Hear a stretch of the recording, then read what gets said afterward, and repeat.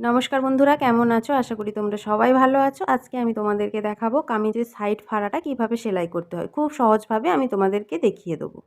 ভিডিওটা অবশ্যই নতুন বন্ধুদের জন্য। নতুন বন্ধু হয়ে থাকলে ভিডিওটা দেখো, আর ভিডিওটা যদি ভালো লেগে থাকে আমার চ্যানেলটিকে সাবস্ক্রাইব করো, আমার পাশে থেকো। চলো তাহলে দেখে নিই।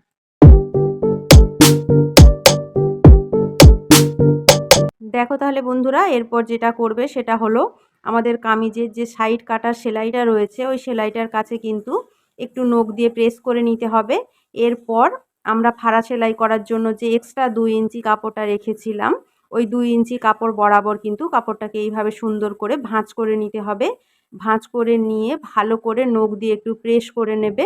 নিয়ে কামিজের একদম তলার দিকে চলে যাবে। তলার দিক থেকে কিন্তু সেলাইটা দিতে হয়। প্রথমে কাপড়টাকে এক ভাঁজ করবে, তারপর আর এক ভাঁজ করবে, করে কিন্তু এইভাবে ডবল ভাঁজে কিন্তু শাড়িটাকে সেলাই করতে হয়।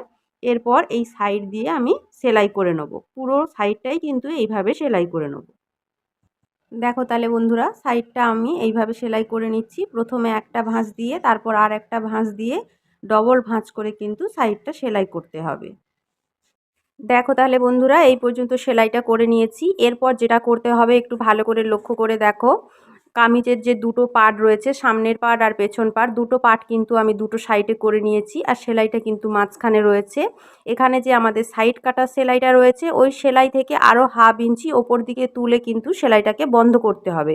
বন্ধ করে যেটা করবে ভালো করে লক্ষ্য করে দেখো, সূঁচটা কিন্তু কাপড়ের মধ্যে ফোটানো থাকবে।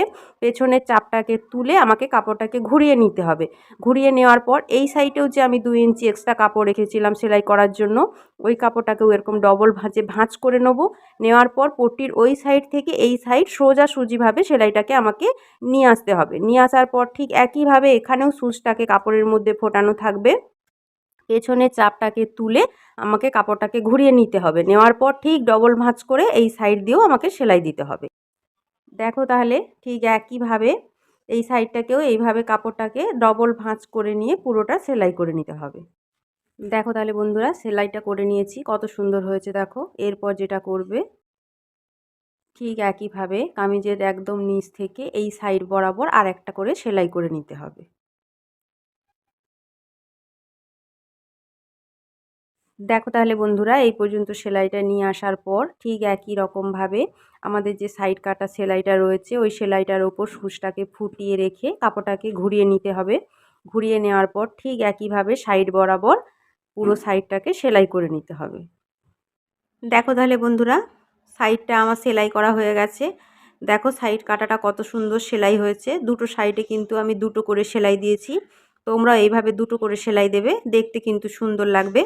তাহলে আজকে আমার এই ভিডিওটা এই পর্যন্ত। আশা করি আমি তোমাদের কিছু শেখাতে পেরেছি। আমার ভিডিওটা যদি তোমাদের ভালো লেগে থাকে তাহলে অবশ্যই আমার চ্যানেলটিকে সাবস্ক্রাইব করো, আমার পাশে থেকো। নমস্কার।